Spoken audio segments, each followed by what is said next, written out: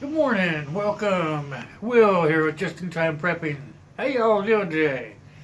Hey, I just want to talk today about when we get into our groups when shit hits the fan.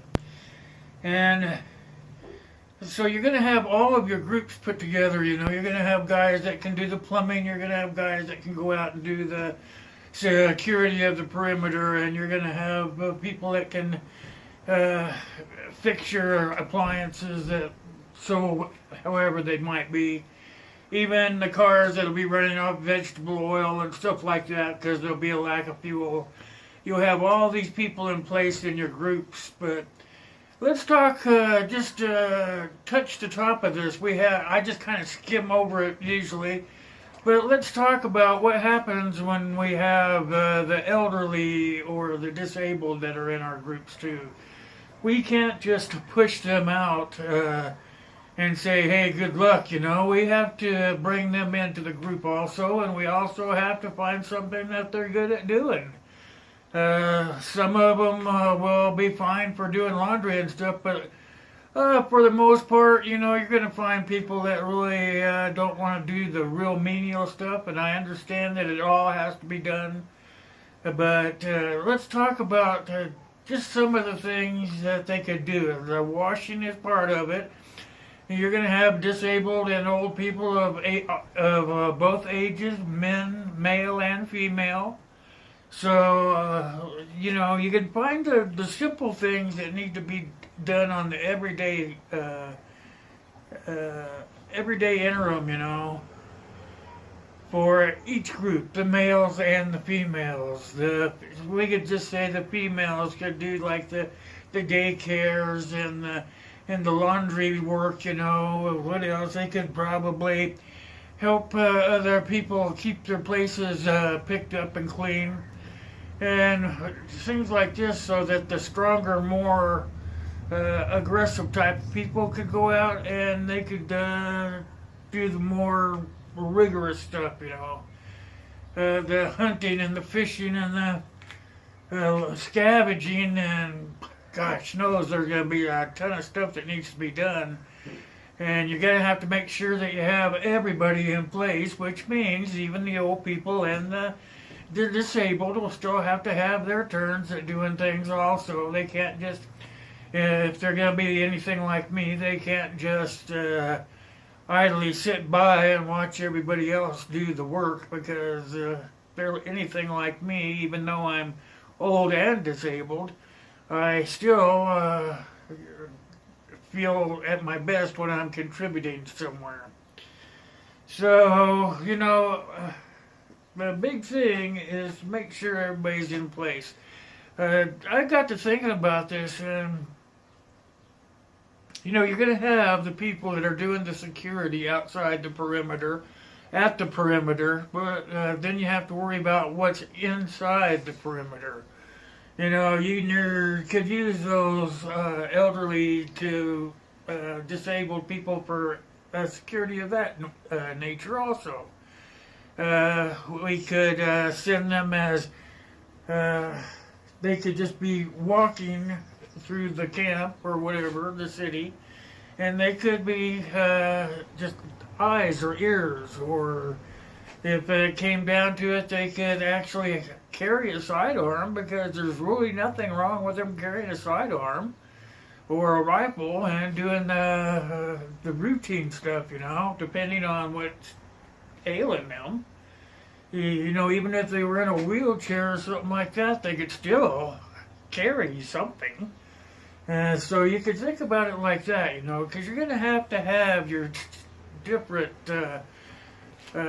security measures in place, from being outside the perimeter to being at the perimeter to being inside the perimeter.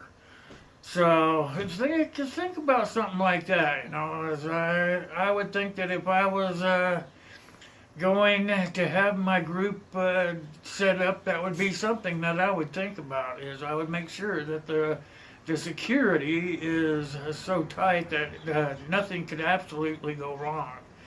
And that comes back into having people in your group that you trust, that you screen them, you make sure that they're the type of people that you want in your group, and then you build your group from that core of people. And so what comes into play with the security is simple.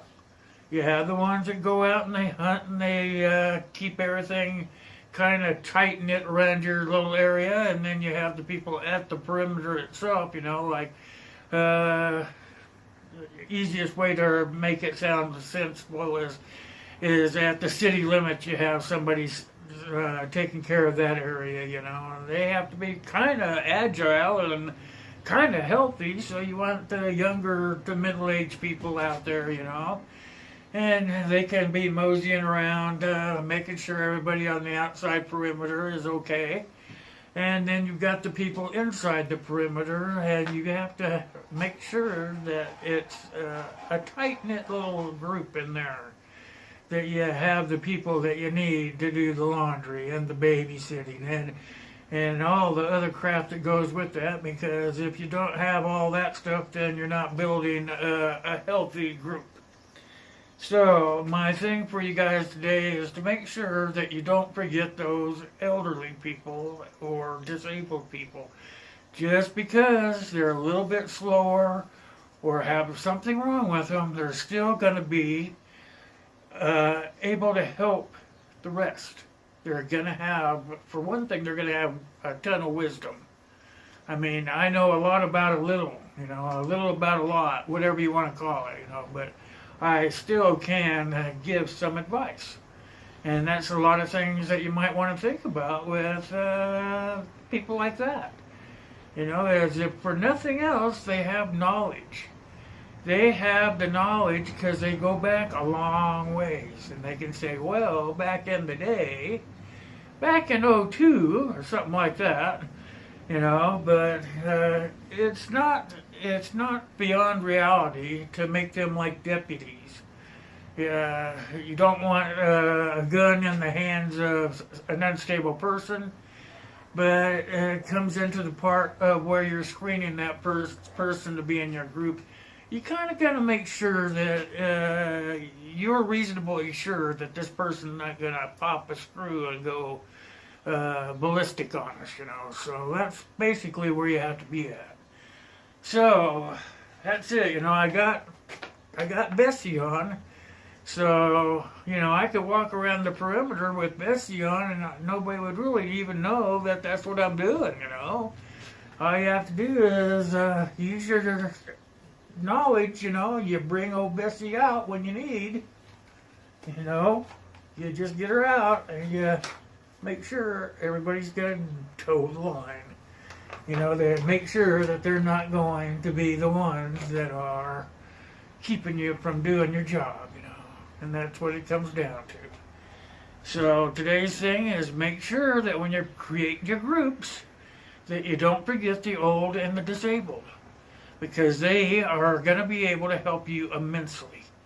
And you may not think about it now, or you may not even think about it then, but they're going to come in handy.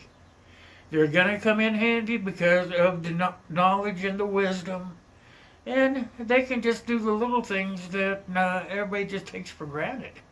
They could be walking around keeping things kind of lined up, you know. Deputies, you know, you don't even have to wear a star on your shirt or anything. You just have to know that you're a deputy and that you're out there keeping the peace. So if you guys liked my video today, that's it. I want you to leave comments down below. Give me a thumbs up. Share it with your friends. Be sure that you share the videos with your friends. Because without sharing it, nobody gets the knowledge. Okay, if you haven't done so yet, don't forget, hit that subscription button. I see people are looking, but they're not joining or they're not sharing, and they're definitely not giving me any thumbs up. So do what you have to do, and you know what you have to do. Comments down below. I'll show you where else I'm hanging out at, and hey, God bless you, God bless me, and guess what? God bless US of A. Till next time, boys and girls.